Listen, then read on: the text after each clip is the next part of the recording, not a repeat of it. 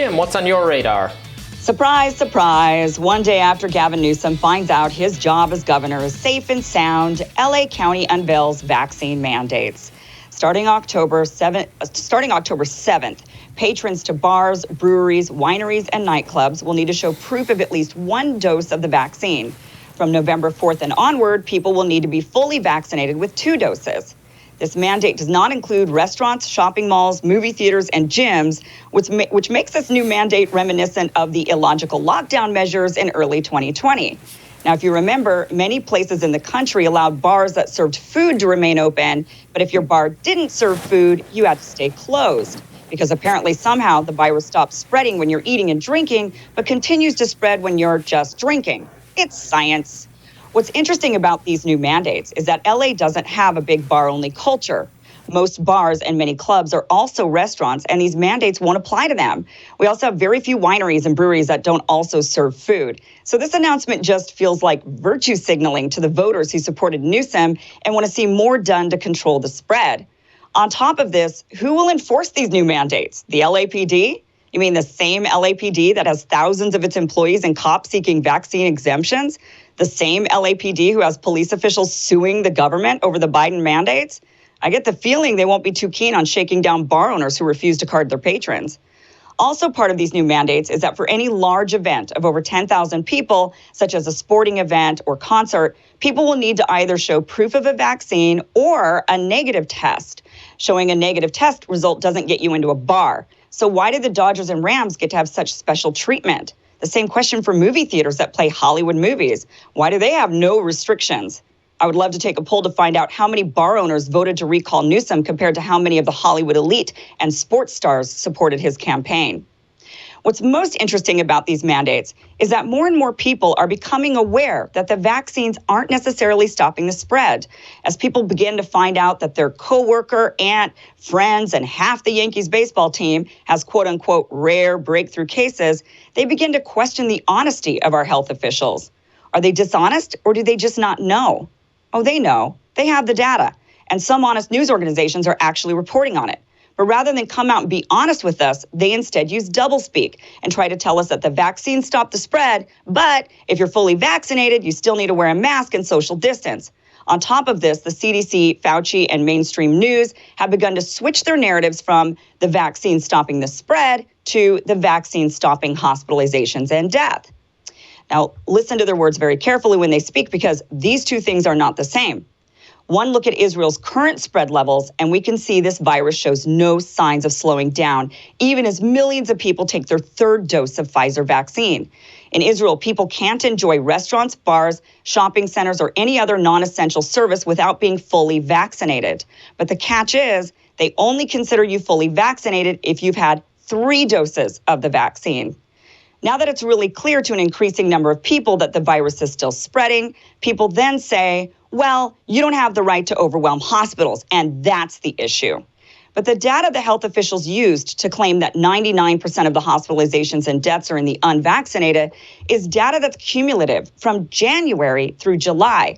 Well, how many people were vaccinated in January? And what about February, March, or April? I mean, if nearly 100% of your population is unvaccinated, then guess what? You're going to get nearly 100 of your severe cases in the unvaccinated as well. That's how stats work. And that's exactly the argument people make in the reverse.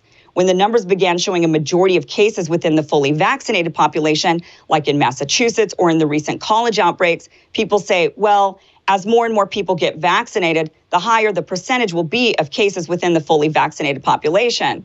Okay, it's true that percentages don't matter, because if one person out of 100 gets the virus and that person happens to be vaccinated, you can claim 100% of the cases are fully vaccinated. That's obviously using stats to skew the perception.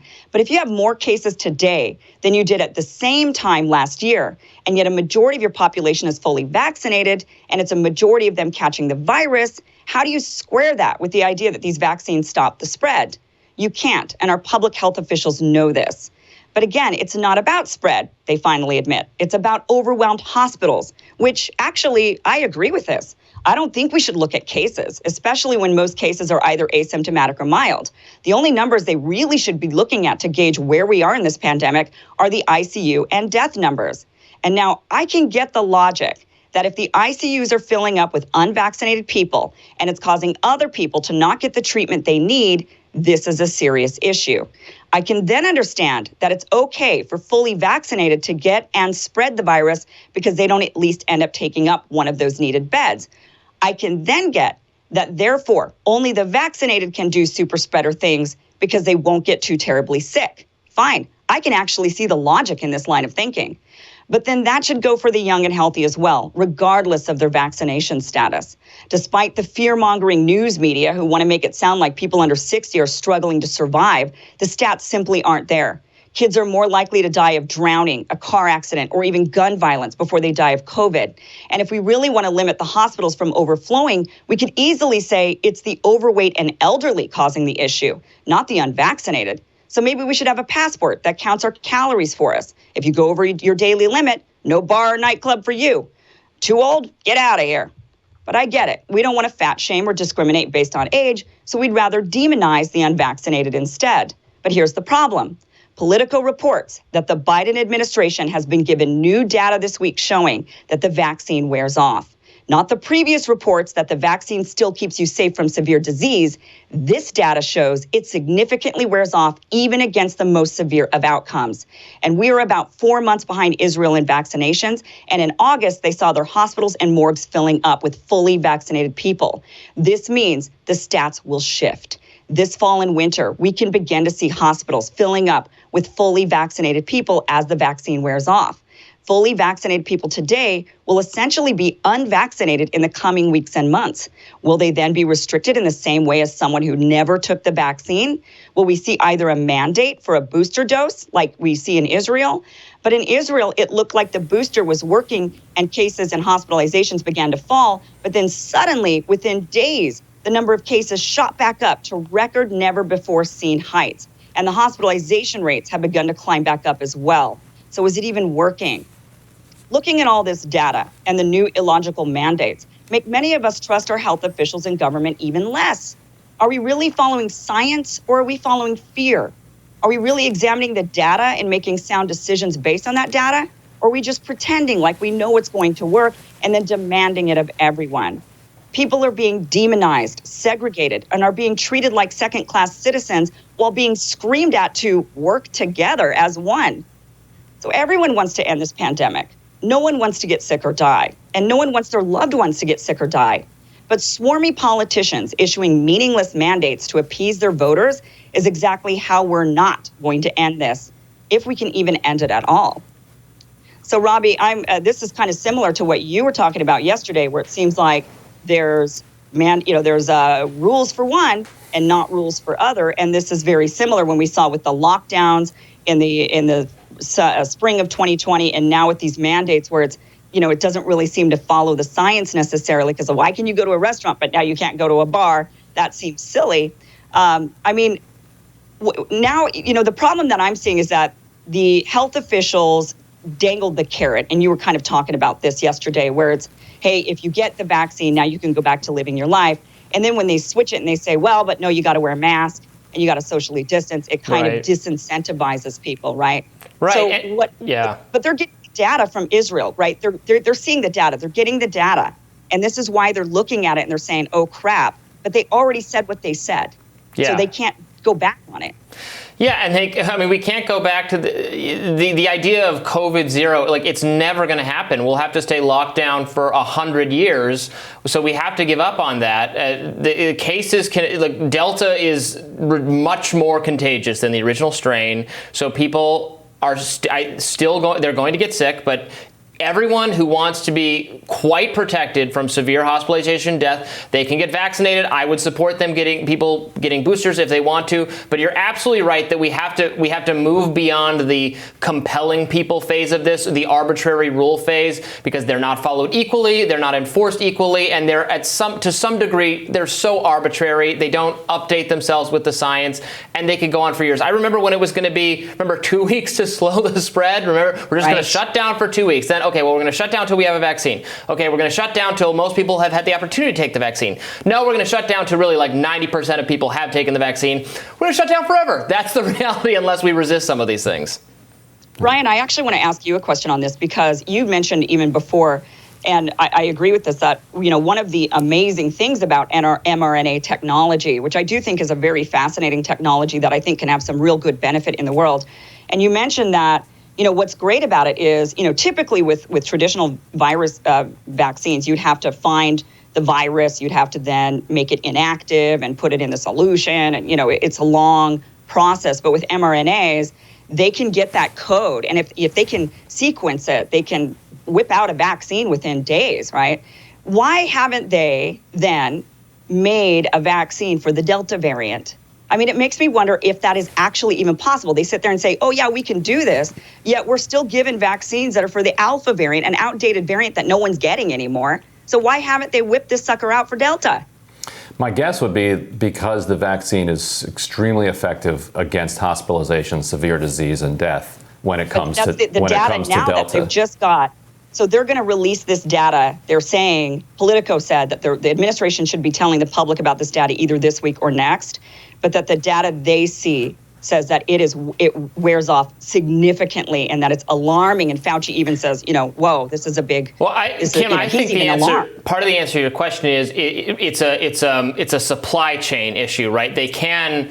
You're right. I think they can very quickly make a new vaccine, but then they have to actually produce it at such capacity, and they've already produced all these doses of the one they have. They're also, I keep going back to this. I think there are regulatory issues. I think there have to be new authorizations, perhaps. Now, that is something we absolutely need to reform so that you can get the new version, the version that works on the new variant, like really quickly to market, that you don't have regulatory problems. I think that's something that we desperately need to address. I feel like we've had Delta now for a while, long enough that they could have had this out by now. But they knew exactly how to make the correct vaccine for the original strain, like the day the pandemic started. But then and there's some you get more effective at the process. So we're going to cut the time down naturally. But they have to do a certain amount of testing. Some of that testing just has to be done. You can't rush it. Some of it I think could be speeded up, and then the bureaucracy gets in the way. But that's the issue. Right. But it does go to the effectiveness question. According to all the data, it is still effective, even though it is more contagious and it's more virulent. It is still effective against severe disease and death. And Kim, I wanted to just ask you that directly. Like, you say that the data comes from January through July, and so who knows what we can believe. Do you believe that the vaccine is effective against severe illness and death? I do believe for a period of time. Yeah.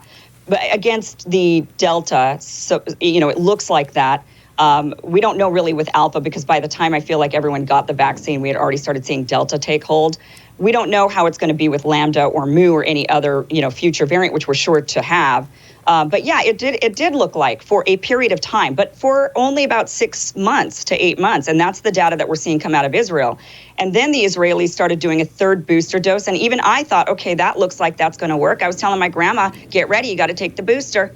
You're in that age group. She's 94 years old. I don't want my grandma to die. So, but it looked like that. But now the data coming out of Israel this week, after giving all these booster doses, seeing that the rates are now skyrocketing. I don't know. And I wish that our health officials would also say they don't know. It's so contagious that a lot of people are going to get, like, just worldwide, like, you're going to get this thing, or you're going to get the vaccine, or you might get it, and you might get the vaccine and get it anyway. But if you do contract the coronavirus, you're going to wish, in the extreme number of cases, you're going to wish you'd also had the vaccine so that you have a less severe bout with it. That was my experience when I had it. So even if we're lowering the effectiveness number, it's still not the case that, like, well, it's pointless. You should still get it, you're still going to get sick at some point, but you're going to get much less sick. And if you move up the age bracket, the amount less you're going to get sick is important, right? But the latest data out of New York, for example, on the CDC's own website, is that come like middle of July, they even state on there that the vaccinated versus unvaccinated hospitalization rate in New York is modestly higher in the unvaccinated. It's not significantly.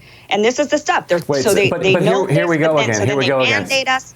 So do you believe the vaccine is effective against severe illness? I believe it and wears death? off. I believe the science. It wears off. It wears off. So yeah, you're probably protected for a period of time, but it wears off, and then you're not. We don't know exactly when it wears off. According to the data that we have here, it's still very effective against severe illness and death in the United States. Like, you agree with that, right? I agree it wears off. I agree that it's temporary. Yeah, I agree with the science. That's what I agree with. And also, so this question about whether or not the data can be trusted because it comes from January to July. You also would agree, though, that they know how to do statistical analysis and separate out from the data that they're grabbing, right? Well, the U.S. data is very different than what other countries are giving us, right? The other country, like Iceland is refreshingly honest. You go to their government website and they just tell you straight up. And that's, we're not really getting that here. They're kind of using these stats. They're trying to get us to take the vaccine, and I understand why they're trying to do that.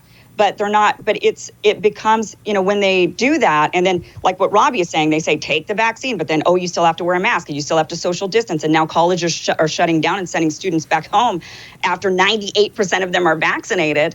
I mean, you have to then start to say they know something. And what they know is they're looking at the data, just like I'm looking at it. And remember, at the beginning of this whole thing, we talked about maybe having a vaccine that was like 50% effective or 70% effective. The vaccine is still pretty good by what the expectations were going into this. I think then maybe we got like our hopes up when it was like, it's 99% effective. We're going to limit cases by 99%, which ended up not being the truth. So it's disappointing, but it's still all we had hoped for at the beginning, and still all we'd hoped for in terms of we thought once we had that, we're going to move on with our lives. And it's frustrating that we're not being allowed to do that, even though we have the thing we said we would need to move on with our lives. Right. We need a multi-pronged approach. I don't think we can put all of our eggs in one basket. I think there is a place, and there's definitely, for vaccines, and there's also a place for early therapeutics, and there's also, and that's why Pfizer's coming out with people are calling it Pfizer-Mectin. I mean, that they have in clinical trials and early treatment that they're going to be whipping out. So even they're not 100, they're even knowing they're going to need that. So we need a multi-pronged approach to this, and it needs to be more targeted, I think, to those people who are absolutely the most vulnerable. Yeah, testing. I think everybody agrees. Everybody agrees that multi-pronged approach is important. The data still shows that somewhere between 7 and 11 times more. You're protected at a rate of 7 to 11 times if you have the vaccine versus if you don't have the vaccine. They're going to come out with new data this week and next week. So it's evolving. It's constantly evolving. It is what it is. Okay. All right, we're going to have more Rising after this.